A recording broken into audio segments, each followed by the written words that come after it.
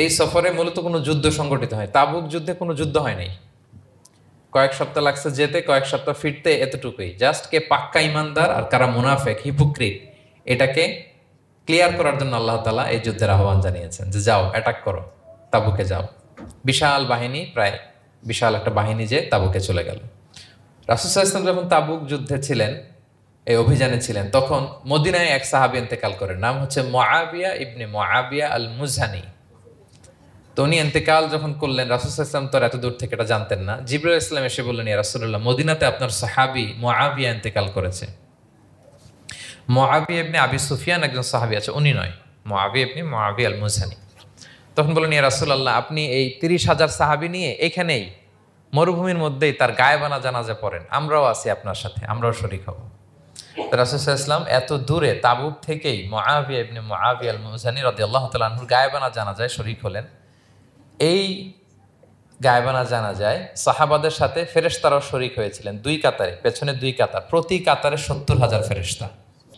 তাহলে রাসূল সাল্লাল্লাহু আলাইহি ওয়াসাল্লামের একটা চিকিৎসা পদ্ধতি আপনারা জানলেন, তিব্বে নাবাবী, যে সাপ বিচ্ছু কিছু ধ্বংসন করলে ওখানে কুসুম, ওয়ার্ম ওয়াটার, লবণ দিয়ে ওয়ার্ম ওয়াটার করে সেখানে ঢালতে হবে। আর কোন সূরা পড়তে হবে? কুল হুয়াল্লাহু আহাদ, আল্লাহুস সামাদ, লাম ইয়ালিদ ওয়া লাম ইউলাদ ওয়া লাম ইয়াকুল লাহু কুফুয়ান আহাদ। খুব ছোট্ট সূরা। স্রষ্টার পরিচয় যে এত সহজ ভাষায় মাত্র 4টি বাক্যে দিয়ে দেয়া যায়, তার জলজন্ত প্রমাণ হচ্ছে এই সূরাতুল ইখলাস। মাত্র 4টি আয়াত। কয়টি? 4টি আয়াত দিয়ে আল্লাহ তাআলা স্রষ্টার পরিচয় খুবই চমৎকার ভাবে, প্রিসাইজলি তিনি তুলে ধরেছেন। কোরআনের অনেক জায়গায় আল্লাহ তাআলা নিজের পরিচয় দিয়েছেন, এবং এই সূরাটি মাক্কি সূরা। কি সূরা? কোরআনের সর্বশেষ পারায় অবস্থিত 30তম পারায়। আয়াত সংখ্যা তো আমরা শুরুতেই বললাম, কয়টি?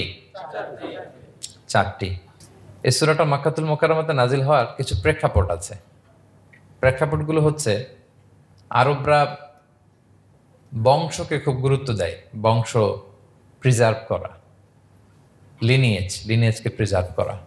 এবং তারা মানুষকে দেখে, শুধু মানুষ তো না, মানুষের পায়ের ছাপ দেখে বলে দিতে পারতো তার বাবাকে, তার বাবাকে, পর দাদাকে, 14 পুরুষের নাম বলে দিতে পারতো। শুধু মানুষই না, তারা উটের পায়ের ছাপ দেখে, উটের পায়ের, মরুভূমির বালুতে উটের পায়ের ছাপ দেখে ওই উট কোন বংশের, ওই বংশের ওর নাম কি, ওর বাবার নাম কি, ওর দাদার নাম কি, 14 পুরুষ এরকম ছিল। এবং তারা দুজন মানুষকে যদি ঢেকে রাখা হয় সারা শরীর, শুধু পায়ের একেবারে শেষের দিকের ছোট আঙ্গুল দেখে, এটাকে ইলমুল কিয়াফা বলে, ওই ছোট আঙ্গুলের শেপ দেখে ওরা বলে দিতে পারতো সে কোন বংশের, তার বাবার নাম কি, দাদার নাম কি, 14 পুরুষ। তারা এই লিনিয়েজকে প্রিজার্ভ করতো আর কি এইভাবে। এবং এই বংশ পরিক্রমা মুখস্থ করা, জানা, জিজ্ঞেস করা, এটাকে গুরুত্ব দিত। তো তারা আল্লাহকেও আমাদের মতো এরকম একজন সত্তা ভেবে আল্লাহ হাবিব সাল্লাল্লাহু আলাইহি ওয়াসাল্লামকে জিজ্ঞেস করতেছে যে, ইদান খালাকাল্লাহু কুল্লা শাই ফামান খালাকাল্লাহ। মুহাম্মদ, তুমি তো বলো যে আল্লাহ নাকি সব সৃষ্টি করেছে, তো আল্লাহকে কে সৃষ্টি করেছে? অথবা বলো যে আল্লাহর বাবাকে, আল্লাহর দাদাকে, আল্লাহর পরদাদাকে, আল্লাহর বংশটা বলো। তো তখন তাদের এই প্রশ্নের জবাবে আল্লাহ তাআলা সূরাতুল ইখলাস নাজিল করেন যে, কুল হুয়াল্লাহু আহাদ, হে নবী আপনি বলুন আল্লাহ হচ্ছেন এক, অদ্বিতীয়, ইউনিক, অ্যাবসলিউট। আল্লাহুস সামাদ, তিনি হচ্ছেন সামাদ, তিনি কারো প্রতি নির্ভরশীল নন, অমুখাপেক্ষী। লাম ইয়ালিদ ওয়া লাম ইউলাদ, তিনি কাউকে জন্ম দেনও নাই, আবার তিনি কারো কাছ থেকে জন্ম নেনও নাই। ওয়া লাম ইয়াকুল লাহু কুফুয়ান আহাদ, তার সমকক্ষ, তার মতো, তার সিমিলার মহাবিশ্বে দ্বিতীয় কেউ নাই। সুবহানাল্লাহ। এটা হচ্ছে শানে নুজুল, কোন প্রেক্ষাপটে নাজিল হয়েছে, এটা হচ্ছে একটা বর্ণনা। আরেক বর্ণনা এসছে, মক্কার মুশরিকরা জিজ্ঞেস করতে আরম্ভ করলো, ইয়া মুহাম্মদ, আমরা জানি মানুষ মাটির তৈরি, ফেরেশতারা নূরের তৈরি, মানে আলোর তৈরি, এরপর জিনেরা আগুনের তৈরি, আল্লাহ কিসের তৈরি? আল্লাহ তাআলার বাইয়িন লানা জিনসা রাব্বিক, তোমার আল্লাহর জিন্স বর্ণনা করো, সে কোত্থেকে আসছে, কি দিয়ে, কোন জিন্স থেকে, মানে কোন জিনিস থেকে তৈরি? তখন আল্লাহ তাআলা এই সূরাটা নাজিল করলেন, কুল হুয়াল্লাহু আহাদ, আল্লাহুস সামাদ, লাম ইয়ালিদ ওয়া লাম ইউলাদ ওয়া লাম ইয়াকুল লাহু কুফুয়ান আহাদ। এইভাবে অনেকগুলো বর্ণনা পাওয়া যায় যে এরকম এরকম প্রেক্ষাপটে যখন রাসূল সাল্লাল্লাহু আলাইহি ওয়াসাল্লামকে তারা এই সমস্ত প্রশ্ন জিজ্ঞেস করে, তখন তাদের প্রশ্নের জবাব স্বরূপ আল্লাহ তাআলা 4 আয়াত বিশিষ্ট এই সূরাটি নাজিল করেন। তাহলে সূরার কোন প্রেক্ষাপটে, কোন সিচুয়েশনে সূরাটা নাজিল হলো, এটা সবার কাছে ক্লিয়ার না এখন? এই সূরার কিছু ফজিলত পাওয়া যায়। আপনারা তো সূরার নাম শুনেছেন সূরাতুল ইখলাস। ইখলাস শব্দের অর্থ হচ্ছে সিনসিয়ারিটি, হ্যাঁ, আন্তরিকতা বা একনিষ্ঠতা। যেহেতু এই সূরায় একনিষ্ঠতার সাথে আল্লাহর তাওহীদের ঘোষণা দেওয়া হয়, এজন্য এই সূরার নাম হচ্ছে সূরাতুল ইখলাস। আবার এই সূরাকে সূরাতুত তাওহীদও বলে, যেহেতু আল্লাহর একত্ববাদের ঘোষণা এই সূরায় দেওয়া হচ্ছে, ওয়াননেস অফ গড। আবার এই সূরার একটা নাম হচ্ছে সূরাতুল মারিফা, যেহেতু এই সূরা মারিফা মানে জানা বা চেনা, যেহেতু এই সূরা পড়ার মধ্য দিয়ে আল্লাহর পরিচয় জানা যায়, আল্লাহকে চেনা যায়, এজন্য সূরার নাম সূরাতুল মারিফা। আচ্ছা, এই সূরার অনেক ফজিলত আছে, অনেক ফজিলত। আমরা কয়েকটা ফজিলত আপনাদের সামনে শেয়ার করবো ইনশাআল্লাহ। এই সূরার 1 নম্বর ফজিলত হচ্ছে রাসূল সাল্লাল্লাহু আলাইহি ওয়াসাল্লাম বিভিন্ন সুন্নত নামাজের দ্বিতীয় রাকাতে এই সূরাটা পড়তেন। যেমন ফজরের 2 রাকাত সুন্নত আছে না, ফজরের 2 রাকাত সুন্নতের দ্বিতীয় রাকাতে রাসূল সাল্লাল্লাহু আলাইহি ওয়াসাল্লাম এটা পড়তেন। প্রথম রাকাতে সূরা কাফিরুন, দ্বিতীয় রাকাতে সূরা ইখলাস এটা পড়তেন। মাগরিবের নামাজের যে সুন্নাত, সেই সুন্নাতেরও দ্বিতীয় রাকাতে আল্লাহর হাবিব সাল্লাল্লাহু আলাইহি ওয়াসাল্লাম এই সূরাটা পড়তেন। তাওয়াফ করার পরে 2 রাকাত নামাজ পড়তে হয়, জানেন? ওই 2 রাকাত নামাজে রাসূল সাল্লাল্লাহু আলাইহি ওয়াসাল্লাম প্রথম রাকাতে সূরাতুল কাফিরুন, দ্বিতীয় রাকাতে সূরাতুল ইখলাস পড়তেন। বিতিরের সালাতের শেষ রাকাতে আল্লাহর হাবিব সাল্লাল্লাহু আলাইহি ওয়াসাল্লাম সূরাতুল ইখলাস পড়তেন। এই মর্মে অনেকগুলো হাসান হাদিস আছে। তাহলে কখন কখন সূরাতুল ইখলাস পড়তেন রাসূল সাল্লাল্লাহু আলাইহি ওয়াসাল্লাম, কোন নামাজে? ক্লিয়ার না? ফজরের 2 রাকাত সুন্নত নামাজের শেষের রাকাতে, মাগরিবের 2 রাকাত সুন্নত নামাজের শেষের রাকাতে, তাওয়াফের পরে যে 2 রাকাত পড়তে হয় শেষের রাকাতে, বিতিরের সালাতের শেষ রাকাতে। এই সূরাটাকে আল্লাহর হাবিব সাল্লাল্লাহু আলাইহি ওয়াসাল্লাম সুলুসুল কোরআন বলেছেন, 1/3 অফ দ্য কিতাব, কোরআনের 3 ভাগের 1 ভাগ। সূরাতুল ইখলাস তা'দিলু সুলুসাল কোরআন, সূরা ইখলাস হচ্ছে কোরআনের 3 ভাগের 1 ভাগ। তার মানে আপনি যদি একবার সূরা ইখলাস পড়েন, কয় পারা তেলাওয়াতের সওয়াব? 2 বার পড়লে, 3 বার পড়লে, 3 বার পড়লে 1 খতম কোরআনের সওয়াব। আলহামদুলিল্লাহ। কেউ কেউ বলেন যেহেতু আল্লাহর একত্ববাদের কথাবার্তা কোরআনে 1/3 মানে 1/3 জুড়ে আছে, সেহেতু সূরাতুল ইখলাস সুলুসুল কোরআন মানে হচ্ছে যে কোরআনের 3 ভাগের 1 ভাগে আল্লাহ যা নিয়ে কথা বলেছে সূরাতুল ইখলাসের ভিতরেই সেটা সংক্ষেপে চলে আসছে। এজন্য এটাকে বলা হয় 1/3 অফ দ্য বুক, কোরআনের 3 ভাগের 1 ভাগ। এটার আরেকটা, এই হাদিসটা মুতাওয়াতির হাদিস, সূরাতুল ইখলাস তা'দিলু সুলুসাল কোরআন, এটা এমন সংখ্যক, বেশি সংখ্যক সাহাবী প্রতিটি জেনারেশনে বর্ণনা করেছে, সাহাবী, তাবি, এই হাদিসের ব্যাপারে কোনো ডাউট তৈরি হয় না, কোনো সাসপিশন তৈরি হয় না, খুবই ভ্যালিড এই হাদিসটা, যে এটা কোরআনের 3 ভাগের 1 ভাগ। আচ্ছা, আল্লাহর হাবিব সাল্লাল্লাহু আলাইহি ওয়াসাল্লাম আরেকটা হাদিসে এসছে, এক সাহাবীকে কোবা পল্লীতে ইমাম করে পাঠিয়েছেন। মদিনা মসজিদে নববীর পাশে একটা মসজিদ আছে, মসজিদে কোবা, সেই মসজিদের ইমাম করে এক সাহাবীকে পাঠিয়েছেন। ওই সাহাবীর একটা অভ্যেস ছিল, উনি প্রত্যেক রাকাতে সূরা ফাতিহার পরেই আগে সূরা ইখলাস পড়তেন। ধরেন প্রথম রাকাতে সূরা ফাতিহার পরে ইখলাস, এরপর একটা সূরা পড়তেন। দ্বিতীয় রাকাতে সূরা ফাতিহার পরে আবার সূরা ইখলাস, এরপর একটা সূরা পড়তেন। ধরেন যে জুমার নামাজ 2 রাকাত, উনি ফাতিহার পরে প্রথমে কোন সূরাটা পড়ে নিতেন, এরপরে অন্য যে কোনো একটা সূরা। দ্বিতীয় রাকাতে সূরা ফাতিহার পরে কোন সূরাটা প্রথমে পড়ে নিতেন? ইখলাসের। এইটাই ওনার স্বভাব। প্রত্যেক নামাজে যদি কোনো ইমাম সাহেব শুধু সূরা ইখলাস পড়ে, একটু খারাপ লাগবে না আমাদের? ওনার মুসল্লিদেরও তাই লেগেছে।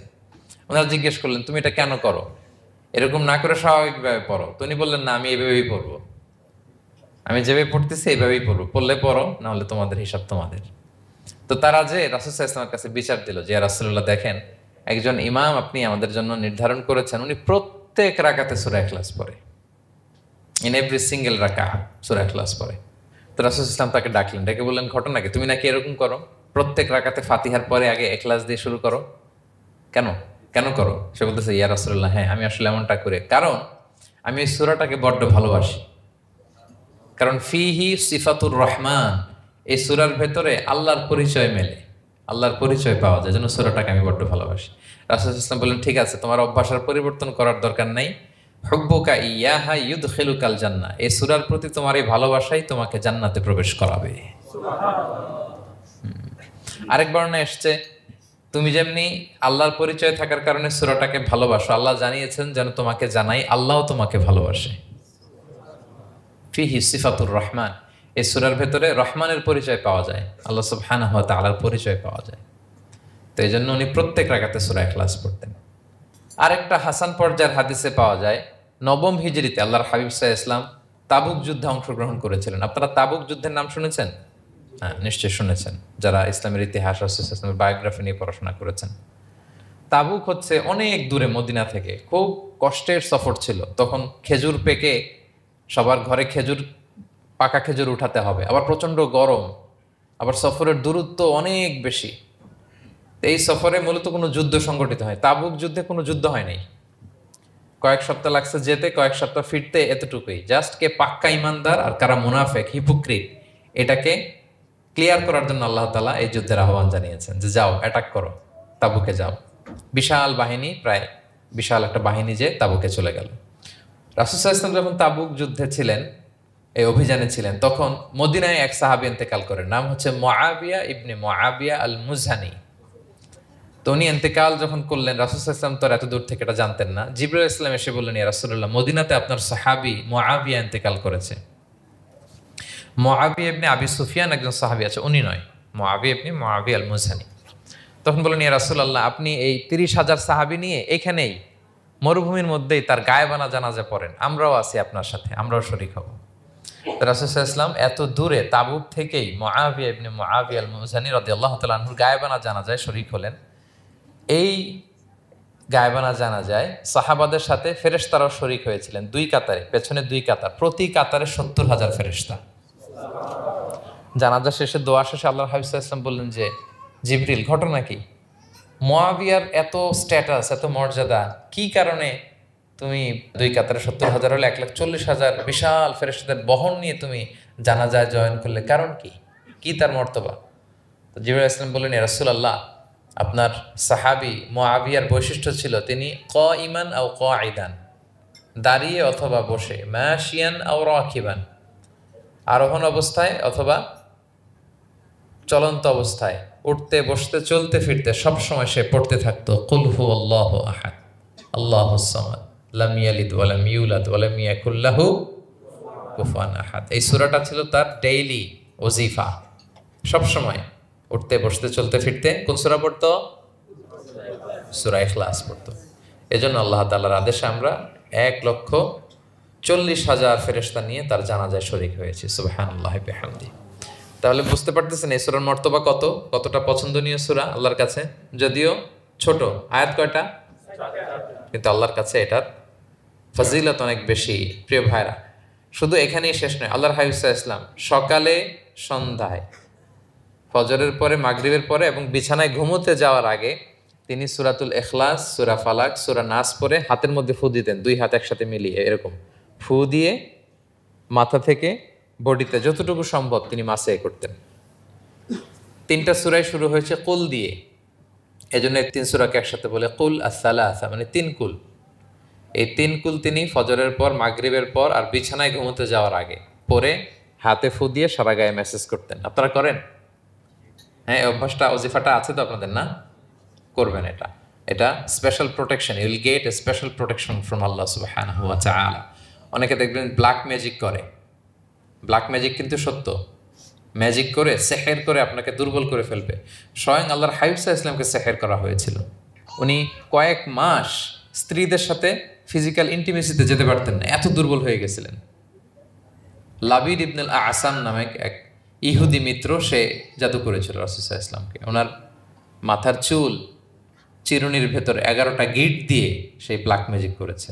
নবী সাল্লাল্লাহু আলাইহি ওয়াসাল্লাম কয়েক মাস অসুস্থ ছিলেন। পরে সূরা ফালাক নাস যখন নাজিল হয় তখন আল্লাহ তাআলা রাসূল সাল্লাল্লাহু আলাইহি ওয়াসাল্লামকে সুস্থ করে দিলেন। সাহাবীদেরকে নিয়ে এক কুয়ার নিচ থেকে, চিরুনি থেকে এই গিটগুলো খুলে খুলে রাসূল সাল্লাল্লাহু আলাইহি ওয়াসাল্লাম 11টা আয়াত তেলাওয়াত করলেন। রাসূল সাল্লাল্লাহু আলাইহি ওয়াসাল্লামকে সুস্থ করে দিল কে? আল্লাহ সুবহানাহু ওয়া তাআলা শিফা নসিব করলেন। তার মানে ব্ল্যাক ম্যাজিক সত্য, সিহির করে মানুষ। আপনার সফলতা, আপনার সাকসেস, এটা সবার ভাল লাগবে না, মনে রাখবেন। সবাই এটা পছন্দ করে না।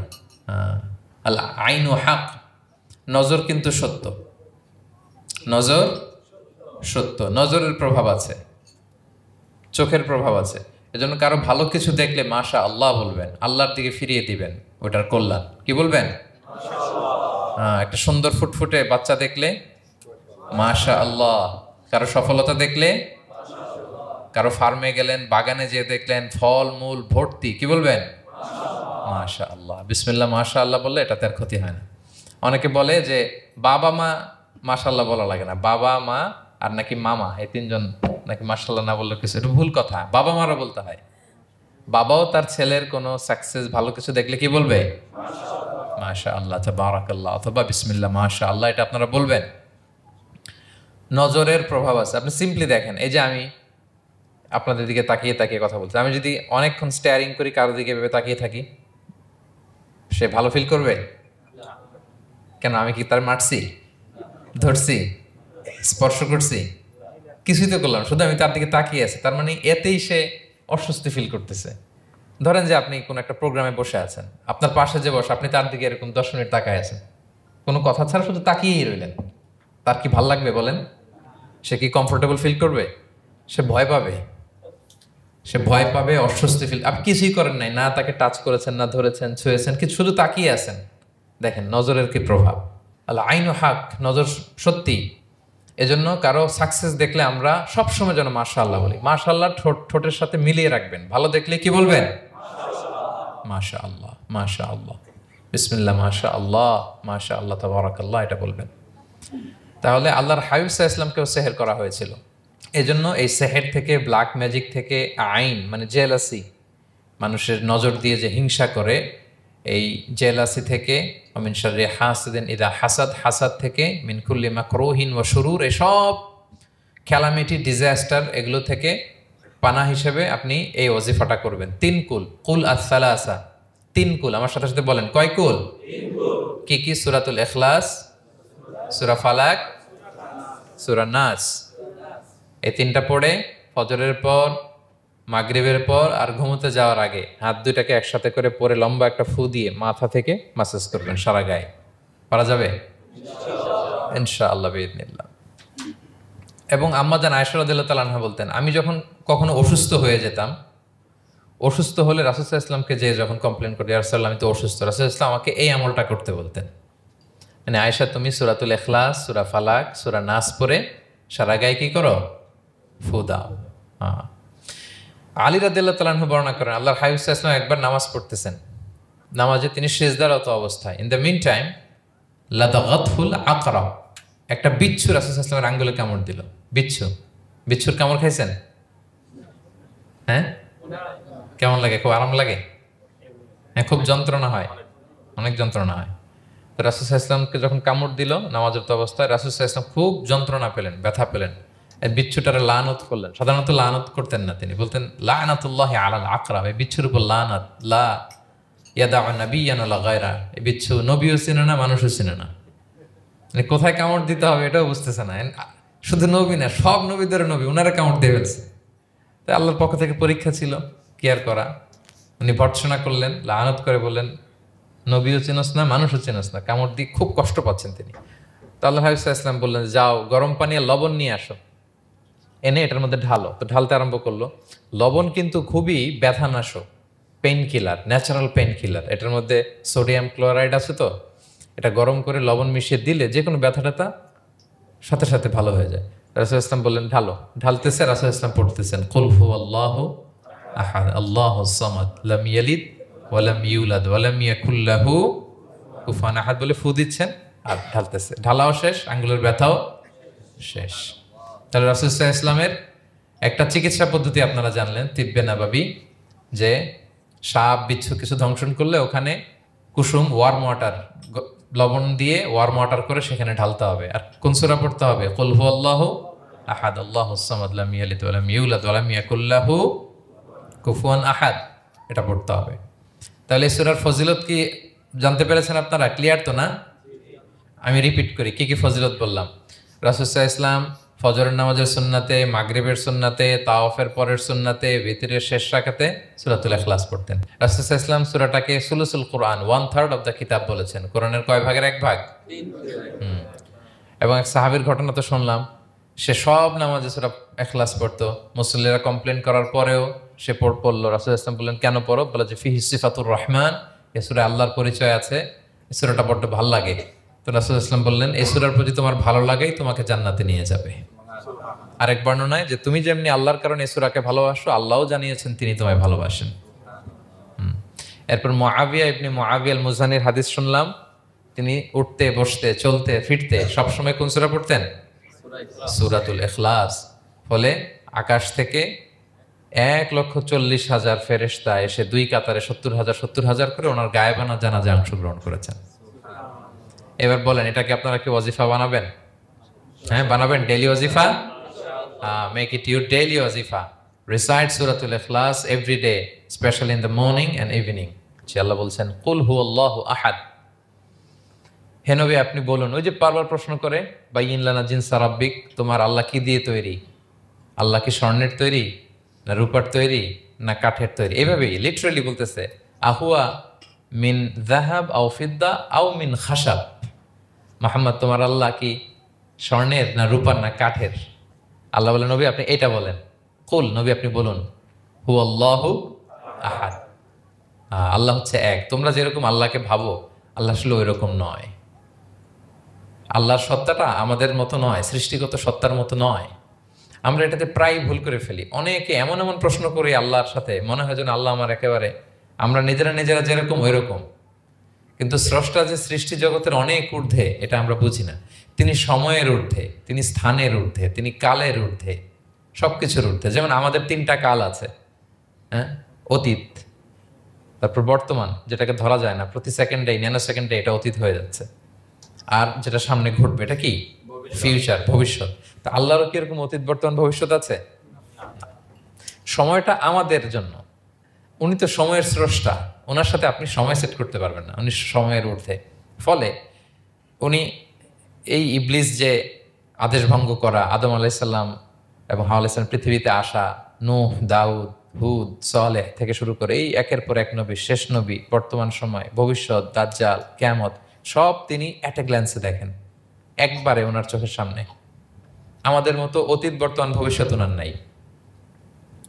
আমরা যেমনি ভাব প্রকাশের জন্য ভাষা লাগে, এই যে আমি বাংলায় কথা বলতেছি আপনারা বুঝতেছেন, হ্যাঁ, মালায়রা যারা মালায়তে কথা বলে, ইংলিশরা ইংরেজিতে কথা, চাইনিজে কথা বলে, ভাষা, উনি ভাষার স্রষ্টা, ফলে ওনার ভাষাও লাগে না। কিন্তু উনি বোঝানোর জন্য একটা ভাষা ইউজ করে আমাদের জন্য সহজ করে দিয়েছেন। একটা ভাষায় না বললে তো আমরা বুঝবো না, ফলে উনি আরবি ভাষায় কোরআনটাকে নাজিল করেছেন যাতে আমরা বুঝি। কিন্তু উনি ভাষার মুখাপেক্ষী না, ওনাকে সময়, কাল, ভাষা কোনো কিছু দিয়ে বাধা যায় না, উনি সব কিছুর ঊর্ধ্বে, সব কিছুর ঊর্ধ্বে। এবং আল্লাহ কোথায় আছেন? আমরা বলি যে আরশের উপরে আছেন। সেখানে ওই এরিয়াটা হচ্ছে লা জামান লা মাকান, ওখানে সময়, তারপর কাল, এগুলো ওখানে যায় না। আল্লাহর সাথে এই প্রশ্নগুলো একেবারেই অবান্তর। ফলে আমরা যে প্রশ্নগুলো হুট করে না বোঝার কারণে করে ফেলি, যেহেতু আমাদের খুব সীমিত জ্ঞান, ফলে আমরা সৃষ্টির সাথে স্রষ্টাকে গুলিয়ে ফেলি। কিন্তু উনি কিন্তু আমাদের মতো নন। এজন্য আল্লাহ বলেন যে আমাকে জিজ্ঞেস করে যে আমি লোহার তৈরি, না স্বর্ণের তৈরি, না রূপার তৈরি, নাকি পাথরের তৈরি বা কাঠের তৈরি, তুমি বলো কুল হুয়াল্লাহু আহাদ। হে নবী আপনি বলুন আমি হচ্ছি এক, একক, অদ্বিতীয়। আরবিতে এক এক বলতে আরবিতে ওয়াহেদ শব্দ ব্যবহার করে, আহাদ ব্যবহার করা হয় না। ব্যক্তির গুণ হিসেবে কখনো আহাদ ব্যবহার করা হয় না। এটা কেবলমাত্র শুধুমাত্র একমাত্র আল্লাহ তাআলার জন্য ব্যবহার করা হয়, তিনি আহাদ। আহাদ কারণ ওয়াহেদ শব্দের ওয়াহেদাতুন হয়, মানে পুরুষবাচক হয়, স্ত্রীবাচক হয়, কিন্তু আহাদের আর কিছু হয় না, আহাদ আহাদি। আল্লাহ শব্দটাই এরকম, আল্লাহ শব্দটাই এরকম। যেমন ঈশ্বরের ঈশ্বরী হয়, ভগবানের ভগবতী হয়, গডের গডেস হয়। আল্লাহর এরকম স্ত্রীবাচক কিছু আছে? কিছু নাই। আল্লাহ বলেন ইন্নানি আনাল্লাহু লা ইলাহা ইল্লা আনা ফা'বুদনি ওয়া আকিমিস সালাতা লিযিকরি। নিশ্চয় আমি আল্লাহ। মুসা আলাইহিস সালামকে প্রথম যে প্রত্যাদেশ রেভেলেশন দিয়েছিলেন মুকাদ্দাসে তুয়ার পাশে, তুর পাহাড়ের পাদদেশে, ওখানে প্রথম মুসা আলাইহিস সালাম আল্লাহর সাউন্ড তখন তিনি শুনেছিলেন। এবং আল্লাহর সাউন্ডটাও আমাদের সাউন্ডের মতো নয়। যেমন আমি এদিক থেকে কথা বললে আপনি এই পাশ থেকে শুনবেন, এদিক থেকে কথা বললে, এদিক থেকে আমাকে ডাক দিলে এদিকে, তার মানে আমি দিকের সাথে সম্পৃক্ত। আল্লাহর এটা এরকম না। মুসা আলাইহিস সালাম তিনি যখন আল্লাহর কথা শুনলেন, তিনি বললেন যে একটা সাউন্ড শুনলাম, এটা চারদিক থেকে শোনা যায়, চারদিক থেকে শোনা যায়। এবং তিনি ওনার প্রেগনেন্ট স্ত্রীকে নিয়ে মাদিয়ান ক্রস করে ইজিপ্টের বর্ডারে ঢুকবেন। ইন দ্য মিন টাইম আল্লাহ তাআলা ওই সময়টাকে চুজ করেছেন যে তাকে এখন নবী বানাবো, তাকে রেভেলেশন দিব। তো তিনি দেখলেন যে ইন্নী আনাস্তু নারান, আমি ওই যে লাআল্লি আতিকুম মিনহা বিকাবাসিন আও আজিদু আলান নারি হুদা, স্ত্রীকে দাসীকে বললেন যে একটু বসো, প্রচন্ড ঠান্ডা, ওই যে আগুন দেখা যায়, মনে হয় কেউ আগুন পোহাচ্ছে, আমি একটু আগুন নিয়ে আসি মশাল দিয়ে, তোমাদের আরাম লাগবে, একটু ওয়ার্ম আপ হবে। তো আগুনের কাছে যেয়ে দেখে সামনে যত যায় আগুন আগুন তত পেছায়, এবং আগুনটা সাধারণ আগুন না, একটা গাছ থেকে আগুন বেরোচ্ছে, কিন্তু ওই গাছের পাতা জ্বলে না, ডাল জ্বলে না, কিছুই হয় না। আসলে এটা আগুন না, এটা আল্লাহর নূর। আল্লাহর নূর সেখানে ফোকাস দেওয়া হয়েছে। আল্লাহর নূরও আমাদের নূরের মতো না। নূর মানে লাইট, নূর মানে কি? লাইট। সো এই যে আমরা যে লাইট দেখি, এই লাইটের মতো না। হ্যাঁ, কারণ আল্লাহর এই নূরের কাবার দেয়া হচ্ছে আবার নূরের পর্দা দিয়ে। পর্দা দেয়া হয় সাধারণত আলোকে আটকানোর জন্য, কিন্তু আল্লাহর যে পর্দা, হেজাবের কথা বলা হয়েছে, ওই পর্দাটাও আলোর পর্দা। আমাদের সাথে মিলালে হবে। আমরা আমরা ঘরে পর্দা টাঙাই কি কি থামাতে বলেন তো? আলো থামাতে। আর আল্লাহর যে হেজাব পর্দাগুলো কিসের? আলোর, নূরের। সো কশ্চিন কালেও আপনি সৃষ্টির সাথে স্রষ্টাকে মিলাবেন না। আমরা ভুল করে অনেক সময় এরকম অবান্তর প্রশ্নগুলো করি। তো আল্লাহ তখন মুসা আলাইহিস সালামকে প্রত্যাদেশ করলেন যে ইন্নানি আনাল্লাহ লা ইলাহা ইল্লা আনা ফা'বুদনি, আমি আল্লাহ। আমি কি? আল্লাহ। এই আল্লাহ নামটা আল্লাহ নিজেই রেখেছেন। আমাদের নাম রাখে আমাদের বাবা দাদা, তো আল্লাহর তো বাবা দাদা কেউ নাই। আল্লাহর নাম কে রেখেছে? আল্লাহ নিজেই রেখেছেন। ফা'বুদনি, আমার ইবাদত করো, ওয়া আকিমিস সালাতা লিযিকরি। তাহলে এখানে প্রথম আয়াতেই শিরকের উপর কুঠারাঘাত করা হয়েছে, শিরকি আকীদাকে লন্ডভন্ড করে দেয়া হয়েছে, এবং বোঝানো হয়েছে আল্লাহ হচ্ছেন এক, অদ্বিতীয়, একক। কারণ আমরা যত ইবাদত করি, এর মধ্যে যদি শিরকের স্পর্শ থাকে, আমাদের ইবাদত ভ্যানিশ হয়ে যাবে, এটার কোনো দাম নাই। লা ইন আশরাকতা লা ইয়াহবাতান্না আমালুক ওয়া লা তাকুনান্না মিনাল খাসিরিন। আল্লাহ বলেন যদি শিরক করো তাহলে তোমার সব আমল বাতিল হয়ে যাবে, তোমার রোজা, নামাজ, হজ, যাকাত, জিকির কিছু থাকবে না। এজন্য শিরক যাতে কখনো আমাদের না হয়, শিরকের সাথে যেন আমাদের সম্পর্ক না থাকে। ইন্নাল্লাহা লা ইয়াগফিরু আন ইউশরাকা বিহি ওয়া ইয়াগফিরু মা দুনা যালিকা লিমান ইয়াশা। আল্লাহ সব মাফ করেন, কিন্তু শিরকের গুনাহ মাফ করেন না। কি মাফ করে না? হ্যাঁ, এজন্য শিরকের সাথে আমাদের কোনো সম্পর্ক নাই। দেখেন, আমরা যখন নামাজে দাঁড়াই, আমরা তাকবীরে তাহরিমা বাঁধার পরে কি পড়ি? ওয়াজ্জাহতু ওয়াজহিয়া লিল্লাযী ফাতারাস সামাওয়াতি ওয়াল আরদা হানিফা ওয়া মা আনা মিনাল মুশরিকিন। দেখেন, নামাজে দাঁড়ালে আগে ক্লিয়ার করে নিতে হয় যে আল্লাহ ওয়া মা আনা মিনাল। এই যে লক্ষ লক্ষ হাজী সাহেবরা যায় ইজহার রেদা পরে, ওখানে কি পড়ে? লাব্বাইক আল্লাহুম্মা লাব্বাইক লাব্বাইক লা শারীকা লাক। আগে হিসাব ক্লিয়ার যে আল্লাহ শিরকের সাথে ছিটেফোঁটা সম্পর্ক আমাদের নাই। হ্যাঁ, আমরা একনিষ্ঠভাবে তোমার ইবাদত করি। তাহলে সূরাতুল ইখলাস বেসিক্যালি তাওহীদের একনিষ্ঠ ঘোষণার নাম, যেটার প্রথম আয়াত আল্লাহ তাআলা নবীকে বললেন যে হে নবী, আপনি আমার পরিচয় দিয়ে দেন, আপনি বলুন কুল হুয়াল্লাহু আহাদ, আমি এক, একক, অদ্বিতীয়। কুল হুয়াল্লাহ, নবী আপনি বলুন তিনি হচ্ছেন আল্লাহ এবং তিনি হচ্ছেন আহাদ। আল্লাহ নামটার অনেকভাবে কোরআনে পরিচয় দিয়েছেন। আল্লাহ আলিফ লাম, লাম আলিফ ছাড়া, লিল্লাহ দিয়ে, লাম ছাড়া, লাহু দিয়ে, আপনি যেভাবেই বলবেন সেভাবে আল্লাহর পরিচয় পাওয়া যায়। লিল্লাহি মা ফিস সামাওয়াতি ওয়া মা ফিল আরদ, কোরআনের অনেক আয়াতে এসেছে। লাম বাদ দিয়ে দিলে লাহুল মুলকু ওয়া লাহুল হামদু হুয়া আলা কুল্লি শাইইন কাদির। লাম বাদ দিয়ে দিলে হা দিয়ে আল্লাহর পরিচয় দিয়েছেন, হুয়া দিয়ে পরিচয় দিয়েছেন, হুয়াল্লাহুল্লাযী লা ইলাহা ইল্লাহু। তাহলে যেভাবে আপনি পরিচয় খুঁজতে যাবেন সেখানে আল্লাহর পরিচয় পাওয়া যাবে। আল্লাহ তাআলা বলছেন হুয়াল আউয়ালু ওয়াল আখিরু ওয়াল যাহিরু ওয়াল বাতিন ওয়া হুয়া বিকুল্লি শাইইন আলিম। তিনি প্রথম, তিনি শেষ, তিনি প্রকাশ্য, তিনি গোপন। তিনি প্রথম মানে কি? তিনি সূচনাহীন অতীত থেকে আছেন। দেখেন, আমাদের সাথে মিলে না।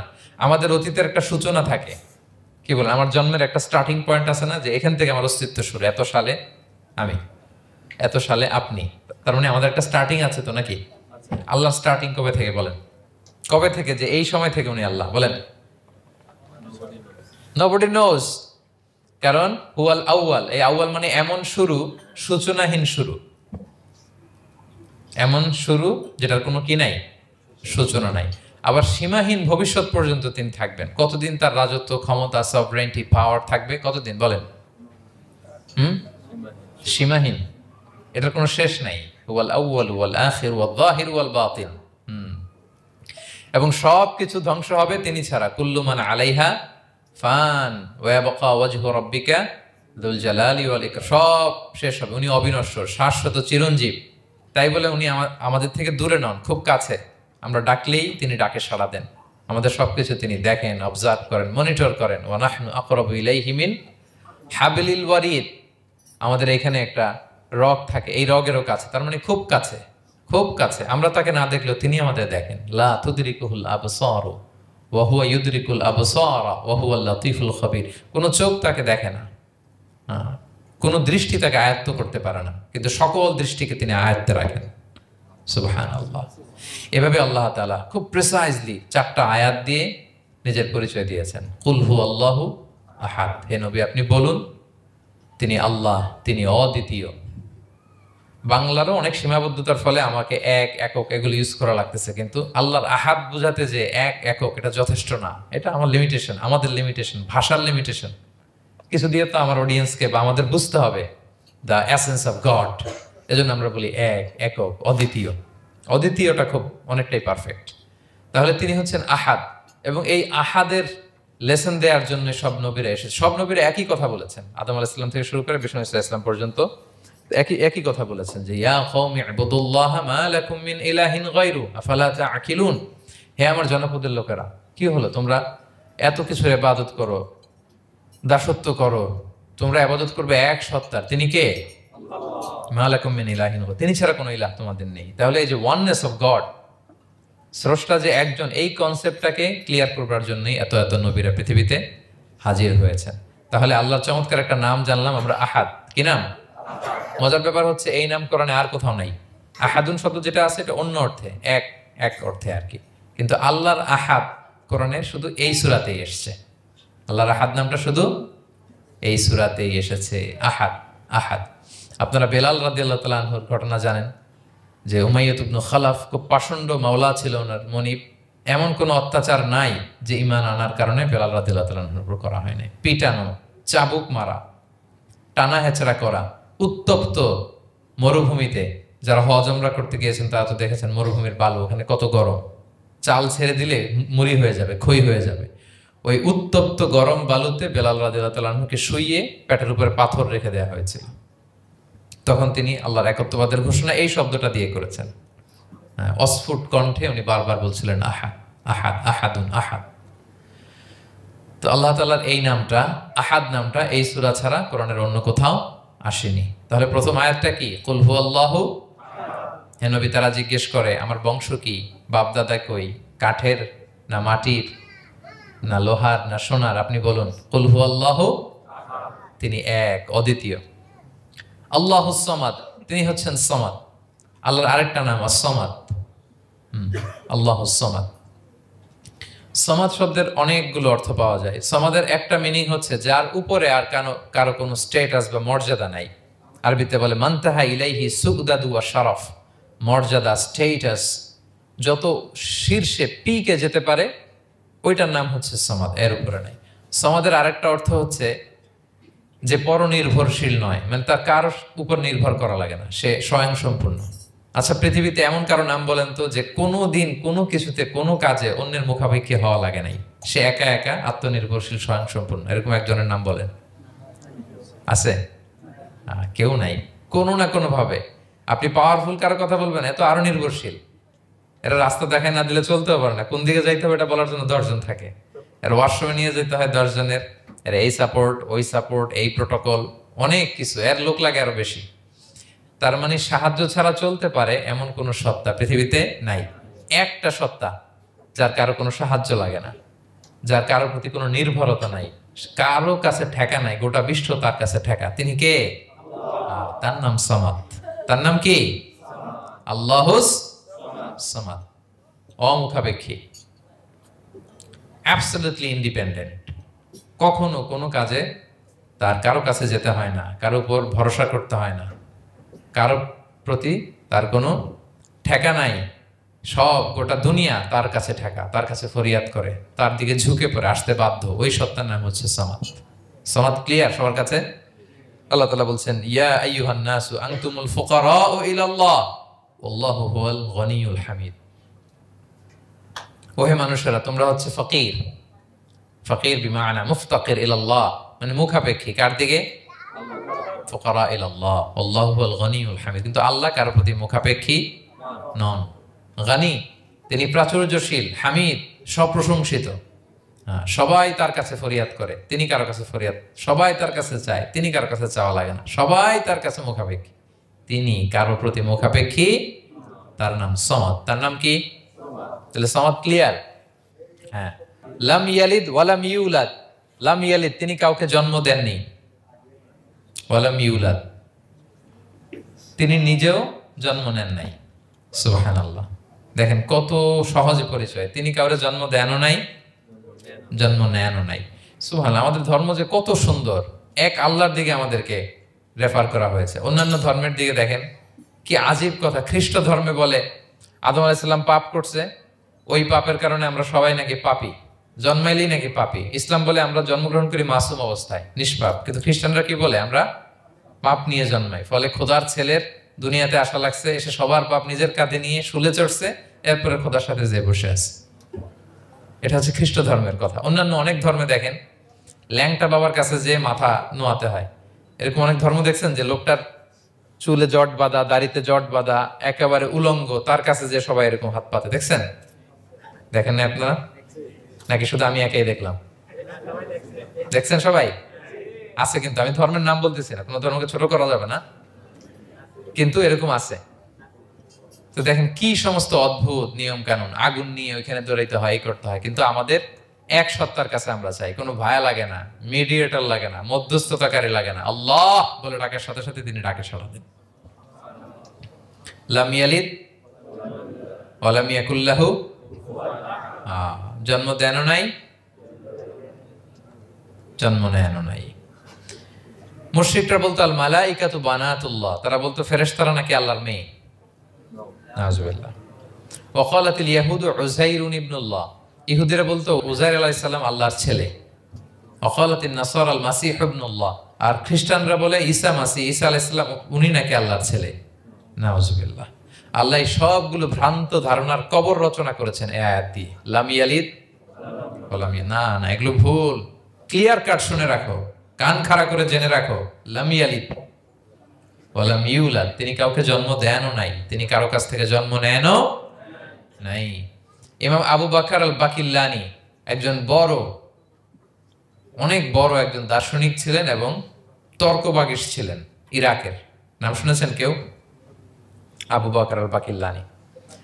তো উনি কারোর সাথে তর্ক লাগলে উনি খ্রিস্ট ধর্মের কত লোককে যে শাহাদা পড়াইছেন ওনার এই যৌক্তিক আলোচনা দিয়ে, তর্ক দিয়ে। সুবহানাল্লাহ। এক খ্রিস্টান পাদ্রী ওনারে প্রশ্ন করলো, তোমরা মুসলমানরা খুব রেসিস্ট। উনি বললেন কেন? বলছে তোমরা খ্রিস্টান মেয়ে বিয়ে করতে পারো, ইহুদি মেয়ে বিয়ে করতে পারো, মুসলিম কিন্তু ইহুদি মেয়ে খ্রিস্টান মেয়ে শর্ত সাপেক্ষে, কিছু শর্ত আছে ওই আলোচনা যাচ্ছেন, শর্ত সাপেক্ষে বিয়ে করতে পারে আহলি কিতাব হলে, কিন্তু কোন খ্রিস্টানরা মুসলিম মেয়ে আমাদের মেয়েদেরকে বিয়ে করতে পারবে না, কোন ইহুদি আমাদের মেয়েকে বিয়ে করতে পারবে না। তো বলে তোমরা খুব রেসিস্ট, তোমরা আমাদের মেয়ে না, ওকে তোমাদের মেয়ে আমাদেরকে দাও না। তো তিনি বলেন তোমরা তো ইহুদি, তোমাদের নবী হচ্ছে মুসা আলাইহিস সালাম, ওনাকে তো আমরা মানি, ওনার কথা তো কোরআনে আছে, এজন্য তোমাদের মেয়েকে বিয়ে করতে পারি। আর খ্রিস্টানদের নবী হচ্ছে ঈসা আলাইহিস সালাম, ওনাকেও মানি, ওনার মায়ের নামে বিশাল সূরাই আছে, সূরা মারিয়াম, আর ওনার ব্যাপারে হাজার শত শত আয়াত, তো এই জন্য তোমার খ্রিস্টানদের মেয়ে বিয়ে করতে পারি। তোমরা তো আমাদের নবী মুহাম্মদ সাল্লাল্লাহু আলাইহি ওয়াসাল্লামকে মানো না, মুহাম্মদ সাল্লাল্লাহু আলাইহি ওয়াসাল্লাম যে শেষ নবী এটা তোমরা মানো, মানার সাথে সাথে মুসলমান হয়ে যাবে, এরপর আমাদের মেয়েকেও তোমরা বিয়ে করতে পারবে। তো এভাবে উনি এমন ভাবে উত্তর দিতেন, বুহিতাল্লাযী কাফার, কোনো একেবারে লাজবাব হয়ে যেত। তো ওনার নাম যখন ছড়ালো, ইরাকের মুসলিম বাদশাহ ওনাকে কনস্টান্টিনোপলে পাঠাবেন, যেখানে রোমান এম্পায়ার।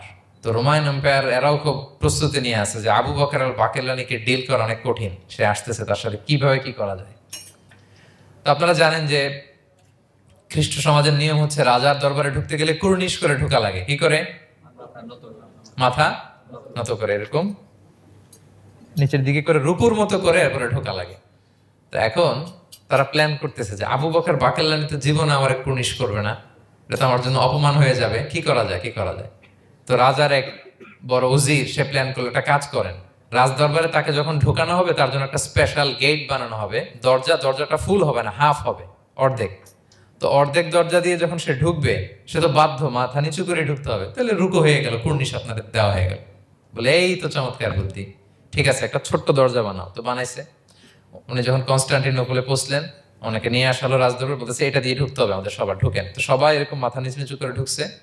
উনি দেখেই বুঝছে এটা তো কৌশল করছে আমার সাথে।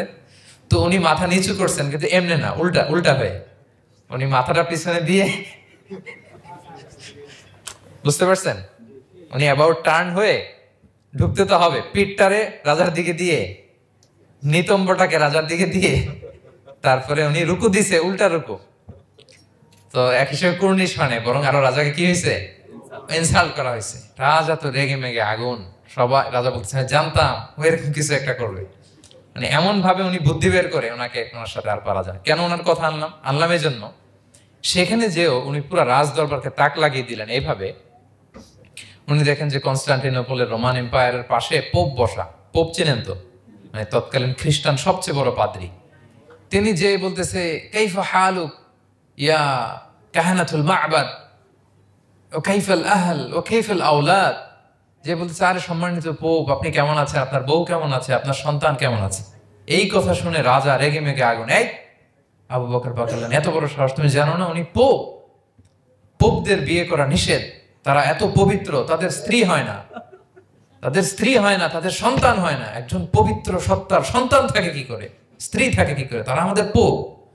তা আবু বকর আল বাকিল্লানি বলে, আপনাদের পোপের যদি স্ত্রী থাকলে ইজ্জত চলে যায়, সন্তান থাকলে সম্মান ক্ষুণ্ণ হয়, তাহলে আপনারা ঈসা আলাইহিস সালামকে আল্লাহর সন্তান কি করে বানান, মেরিকে আল্লাহর স্ত্রী কি করে বানান?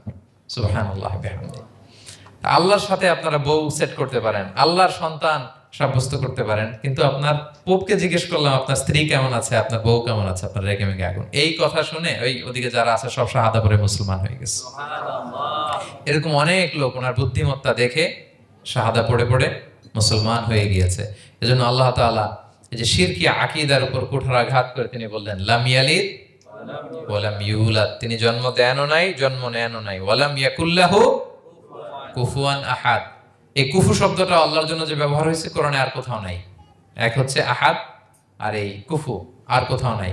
আল্লাহ বলেন ওয়া লাম ইয়াকুল্লাহু কুফুয়ান আহাদ, তার সমকক্ষ কেউ নাই।